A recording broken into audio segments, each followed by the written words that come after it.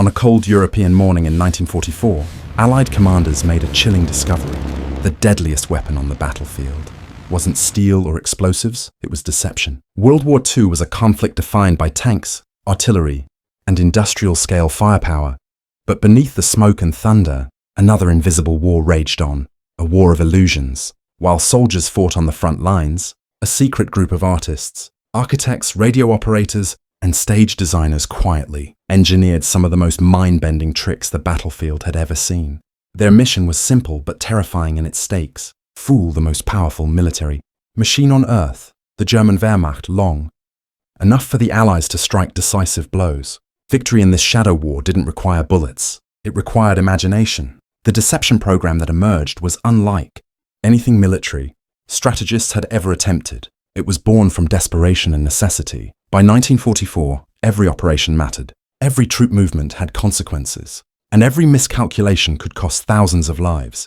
Germany still commanded vast armies, advanced tanks, and experienced generals. To outmaneuver them, the Allies needed not only strength but unpredictability. They needed the enemy to strike shadows while the real attack moved silently in another direction. And so began the creation of fake armies, ghost divisions, inflatable tanks, counterfeit radio traffic, and even entire imitation towns designed to draw enemy fire away from populated cities and critical infrastructure. This was the world of deception warfare, a place where Hollywood craftsmanship met military precision. Many members of the so-called Ghost Army were not soldiers at all before the war. They were illustrators, billboard painters, set designers, audio engineers, and creative minds who understood the psychology of sight and sound. The army realized that these men could turn empty fields into convincing military camps, transform blank landscapes into fully operational tank battalions, and shape illusions so real that German reconnaissance aircraft couldn't tell the difference between rubber and steel. These tricks were not merely distractions. They were weapons designed to alter the enemy's decisions. One of the earliest breakthroughs was a simple realization: the human mind is easy to trick when it expects to see danger. German scouts were constantly searching for Allied troop buildup, long lines of tanks, supply trucks, or artillery preparing for an offensive. So the Ghost Army built exactly that, out of air. Inflatable Sherman tanks were pumped into shape with handheld blowers. Lightweight wooden artillery. Pieces were positioned at angles that looked perfect from the sky. Fake tire tracks were carved into the mud using improvised wooden rollers. From above, it looked like the Allies were amassing huge forces. In reality, the field was silent, empty, and harmless. Even sound became a weapon. Special audio trucks fitted with giant speakers played hours of pre-recorded tank movements, engine roars, troop chatter, and heavy equipment being unloaded. The noise traveled miles, bouncing across forests and valleys. To any listening German patrol, it sounded exactly like an army on the move. The deception wasn't random. It was planned with astonishing detail. Military engineers calculated how far sound traveled through winter air, how shadows fell at different hours, and which angles would make inflatable tanks appear most realistic from reconnaissance planes. The result was a performance so convincing that entire German divisions repositioned themselves to counterforces that did not exist. The psychological impact of these illusions cannot be overstated. War depends on information, knowing where the enemy is, where they are going, and how strong they appear to be. By feeding false answers to these questions, the Allies effectively rewired the German decision-making process. Every fake tank forced the enemy to hesitate. Every Ghost Army bought time. Every manipulated radio transmission planted doubt. And in war, doubt is deadly. This deception strategy reached its peak during the lead-up to D-Day. The Allies needed Germany to believe the invasion would strike Pas de Calais, the narrowest point between France and Britain. To sell this illusion, they constructed an entire phantom army under the command of General George Patton. Fake camps, fake landing craft, fake movements, and constant fake radio traffic. German high command watched these signals and became utterly convinced that the invasion was coming to the wrong beach. And on June 6, 1944, when Allied forces stormed Normandy, Germany remained fixated on the decoys. This single deception saved tens of thousands of lives and helped turn the tide of the war. The truth was clear. Deception was not a side tactic. It was a weapon, one that reshaped battles without a single real explosion. The Ghost Army didn't win wars with force. They won them with creativity, confusion, and control of perception. Their work proved something extraordinary. In the chaos of WWII, sometimes the most powerful bomb didn't explode at all. It was the idea planted in the enemy's mind.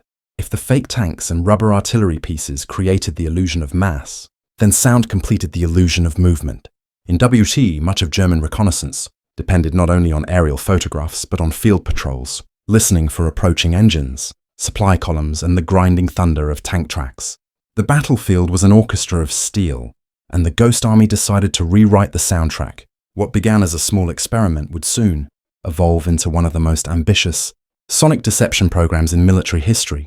The heart of this acoustic warfare unit was a team of sound engineers borrowed directly from America's top recording studios. These men weren't ordinary technicians. They had worked on Hollywood sound stages, Broadway theaters, and radio dramas. They knew how sound behaved, how far it traveled, how to shape it, distort it, and bend it into something believable. The US Army realized that if these experts could convincingly simulate a tank column in a movie, they could do the same on a battlefield. And so the Sonic Unit was born. Armed with cutting-edge recording equipment for the 1940s, these engineers traveled to real armored divisions, capturing the rumble of Sherman tanks, the clatter of half-tracks, and the voices of soldiers loading and unloading gear. They recorded it all: gears grinding, engines revving, treads crushing gravel, even the metallic clinks of tools being dropped. Nothing was too small. Every sound mattered, because the illusion needed to feel alive. If a German patrol heard the noise of heavy machinery, but didn't hear men shouting commands or trucks backing up, the trick would collapse. So the Ghost Army collected an entire sonic vocabulary of war. But gathering the sounds was only step one. The real innovation was in how they used them. Massive 500-pound speakers were mounted on the back of specialized trucks, powerful enough to project recorded audio more than 15 miles, across forests, hills, and farmland. These weren't simple loudspeakers. They were engineered to mimic the natural spread of sound across outdoor terrain. By adjusting the angle, pitch, and volume, engineers could create the illusion that a convoy was approaching, stationary or turning. They could simulate an entire armored battalion preparing for battle, without a single real vehicle present. To understand the power of this trick, imagine being a German infantryman late at night, standing guard in a dense French forest. The wind is quiet, the night is black, and then suddenly, somewhere in the distance, the unmistakable roar of tank engines begins to rise. Not one or two, but dozens. The clicking of treads, the growl of diesel engines, the shouts of officers giving orders. You hear trucks arriving. You hear the metallic slam of ammunition crates being stacked.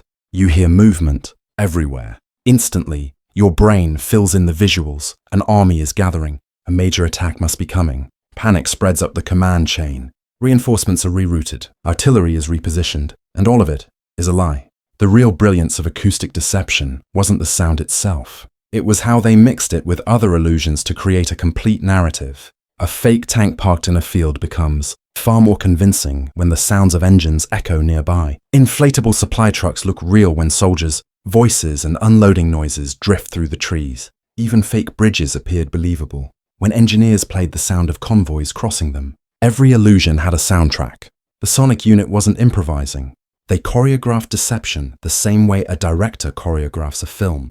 If they wanted the Germans to believe a division was moving east, they played the sounds of tanks shifting gears and moving across gravel, gradually adjusting the volume as if the convoy were receding into the distance. If they wanted the enemy to think reinforcements had arrived, they played unloading noises and troop chatter through the night. The trick was so convincing that German scouts frequently reported spotting armored divisions that didn't exist.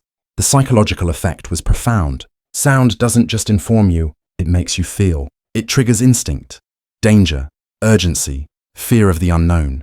Soldiers who couldn't see the enemy relied heavily on what they heard. The Ghost Army weaponized that dependency. They learned that if you control what the enemy hears, you can control what the enemy believes. And once you control belief, you control movement. You control strategy. You control the battlefield. One of the most famous uses of this acoustic trickery occurred during the push toward the Rhine River. The Allies needed to convince the Germans that a major crossing was being built south of the actual location. So the Ghost Army set up inflatable boats, fake radio chatter, dummy equipment, and blasted the sounds of construction, motors and soldiers assembling pontoon bridges. German intelligence took the bait, expecting an attack miles away from where the real crossing force was gathering. This misdirection allowed the Allies to advance with minimal resistance, saving countless lives. In the end, the Sonic Deception Unit proved something extraordinary. War isn't won only by firepower. It's won by the stories you make the enemy believe. And in WWII, the Ghost Army told some of the deadliest stories ever crafted, using nothing but recorded sound and a handful of speakers mounted on trucks. If the power of acoustic deception came from sound, then the brilliance came from how that sound was engineered, layered, and shaped. Because after capturing thousands of real battlefield noises from American armored divisions, the Ghost Army had to do something much harder: turn raw audio into a convincing illusion of an entire division moving, assembling, or preparing for battle, all without a single real tank or truck in sight. And this is where point 3 begins, because the most dangerous weapon the Ghost Army carried wasn't a gun, it was a mixing board. The sound engineers of the 23rd Headquarters Special Troops approached acoustic deception exactly the way Hollywood approached building a movie scene. They didn't just play noises, they crafted sound environments, layers of engines, footsteps, voices, and clanking metal to mimic the behavior of entire military units. And just like a film soundtrack, nothing was left to chance. First, they studied real battlefield logistics. If a mechanized column of tanks was moving, how many engines would you hear at once? How often would commands be shouted? How long would unloading take? What about the natural rhythm of a division setting up camp? They observed, documented, and recreated these patterns with the precision of sound architects. Then came the mixing. Their recordings were stored on enormous wax discs, primitive by today's standards, but cutting edge in the 1940s. Each disc contained a different component of the sonic environment. One disc for tank engines, one for trucks, one for half-tracks, one for soldiers marching, one for construction equipment, and several for voices, commands, and background chatter. To simulate an armored battalion arriving at night, the engineers would play multiple discs at different volumes to make it feel like units were arriving in waves. To simulate tanks crossing a field, they changed the speaker direction and adjusted the timing, making the sound move across the terrain. They could even create the impression that vehicles were turning, idling, or dispersing across roads. This wasn't random. It was choreography. Every sound had a place. Every second of audio served a purpose. One of the sonic unit's greatest tricks was something the soldiers called the fade. It was the ability to make sound rise or fall across distance, making the Germans believe a real column of armor was approaching, halting or dispersing. A simple increase in volume could signal an advancing attack force. A slow fade-out could mimic a retreat. By controlling sound, they controlled enemy expectations, and that gave the Allies a tactical edge. But the real genius came in what the sound wasn't. The engineers understood a simple truth. A good illusion isn't just adding more, it's knowing what to leave out. If they were simulating a tank column but added too much chatter, the Germans might suspect something was off. If they simulated construction but forgot the metal rattling of bridging equipment, scouts might catch the inconsistency. So they constantly tested, retested, refined, and rebuilt every audio mix until it felt exactly like the real thing. Some nights, the engineers spent hours out in empty fields, listening to the playback echo across open terrain, tweaking every detail, lowering the bass of tank engines, boosting the mid-range of truck motors, adding faint echoes for realism, even incorporating natural nighttime ambience like crickets or distant wind. By the time an illusion was deployed, the soundscape was so flawless that German soldiers consistently misidentified the Ghost Army's fake divisions as real combat units. Even German intelligence reports, later declassified, show that entire battalions were misallocated based solely on what they heard. But here's the part that shows just how advanced the Ghost Army truly was. They didn't rely on a single sound environment. They created dozens. They produced full audio libraries for tanks on mud, tanks on gravel, tanks idling, tanks climbing hills, trucks assembling, trucks dispersing, soldiers building bridges, soldiers digging in, artillery being prepared, artillery being loaded, entire divisions setting up camp. This gave commanders the ability to choose exactly which illusion they wanted to plant in the enemy's mind. If the goal was to convince the Germans that reinforcements had arrived, they played troops unloading. If they wanted the enemy to fear a major armored push, they blasted columns of engines and treads rolling non-stop through the night. And when paired with inflatable tanks and fake radio chatter, the sound became the glue that made every other illusion believable. A rubber tank sitting in a field would look suspicious on its own, but place the sound of engines nearby. Movement, metal, voices, treads, and suddenly that tank exists in a living, breathing world. In the end, the Ghost Army didn't just fake visuals or fake radio signals. They created an entire fake battlefield, one you could see, hear, and believe. Point 3 wasn't about noise. It was about storytelling, crafted through sound, designed to control the enemy's imagination. And every time the Germans repositioned troops based on these illusions, the Ghost Army saved real American lives. If sound was the Ghost Army's secret weapon, then visual deception was their front line. Illusion, designed to fool enemy. Reconnaissance, aerial scouts and spy planes. Because while noise could make you think an armored division was near, a glimpse of tanks and planes from the sky could make you believe it. And believe it the Nazis did. Imagine this. From hundreds of feet above, enemy pilots and surveillance planes flew over Allied positions, tasked with counting vehicles, assessing strength, and pinpointing troop movements. They carried cameras, binoculars, and maps. But what they didn't know was that many of the targets they recorded were not tanks, not trucks, and not artillery. They were inflatable decoys. The Ghost Army's artists and engineers had crafted life-sized rubber tanks, jeeps, and artillery pieces that could be inflated in minutes. These weren't cheap, flimsy props. They were meticulously designed to mimic the exact shapes, shadows, and dimensions of real vehicles. From the air, they looked, and often fooled the enemy into believing they were genuine. But why inflatable? First, because portability was critical.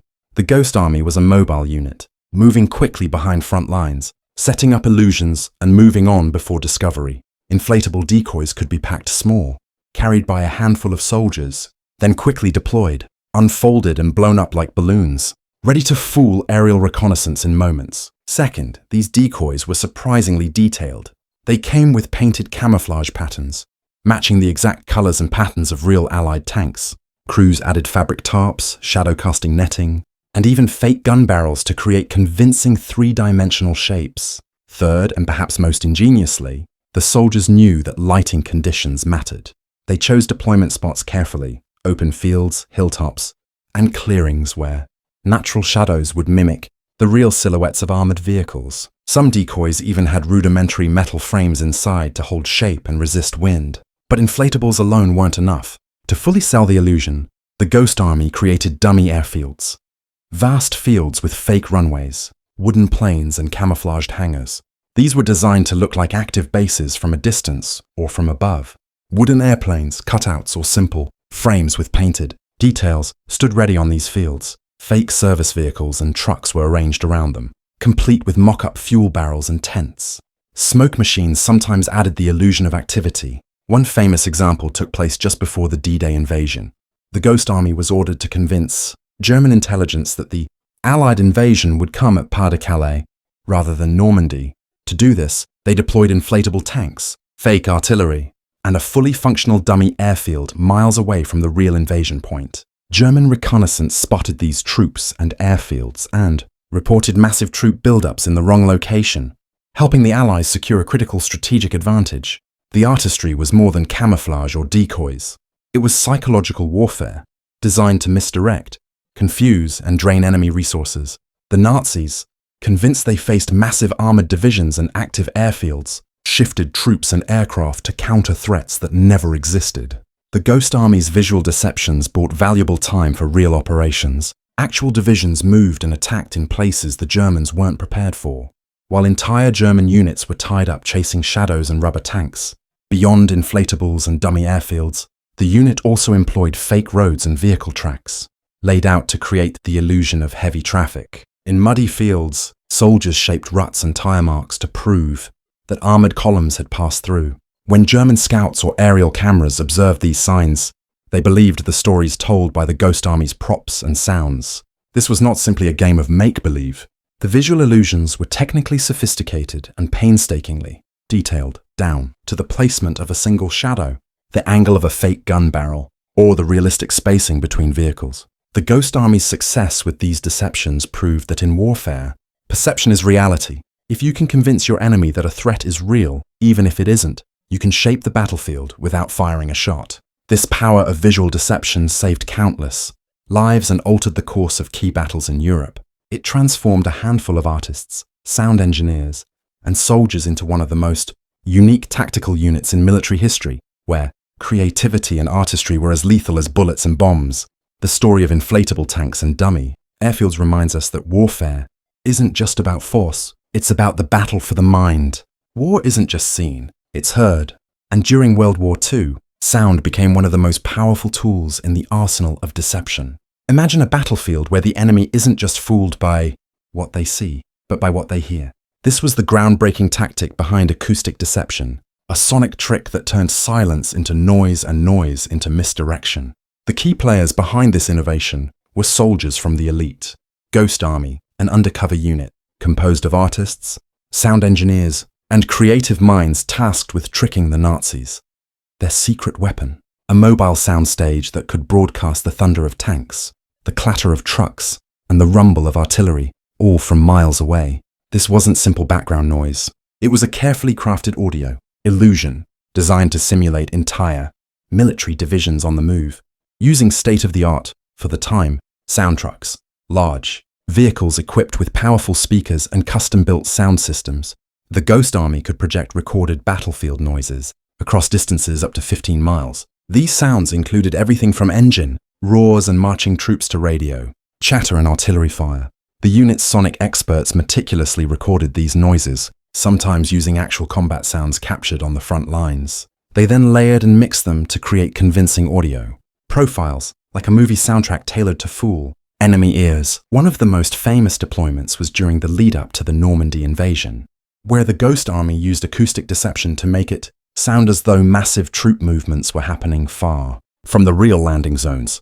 German intelligence picked up these sounds on their listening posts and radio intercepts, believing they were hearing real troop buildups. The effect was profound. German commanders diverted forces, shifted reinforcements, and prepared for attacks in the wrong locations, or because of a ghostly symphony of sound. But it wasn't just about broadcasting noise. The Ghost Army had to manage timing, location, and volume carefully to make the deception believable. For example, they would start with distant sounds of vehicles approaching, growing louder as if a convoy was getting closer, then fading away as if moving past.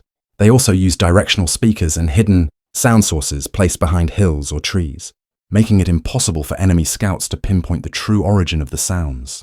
The unit's engineers even developed portable recording studios and sound libraries, so they could customize and adapt their soundscapes for different missions. If an operation needed to mimic an armored division crossing a river, they could mix in water sounds, vehicle splashes, and radio commands for maximum effect. These sonic illusions complemented the visual deceptions of inflatable tanks and dummy airfields, creating a multisensory battlefield ruse.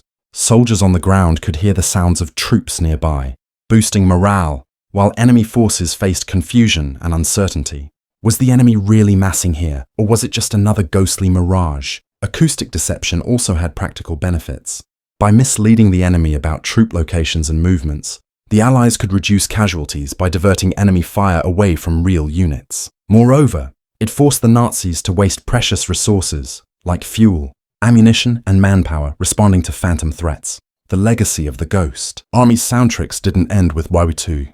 Their innovations laid the groundwork for modern military psychological operations, electronic warfare, and audio deception tactics still in use today. In an era before drones, satellites, and sophisticated radar, the power of sound was a game changer, proving once again that in warfare, the battlefield extends beyond the physical into the realm of perception and belief. The Ghost Army's acoustic deception shows that sometimes the most powerful weapon isn't a gun or a bomb, it's an echo.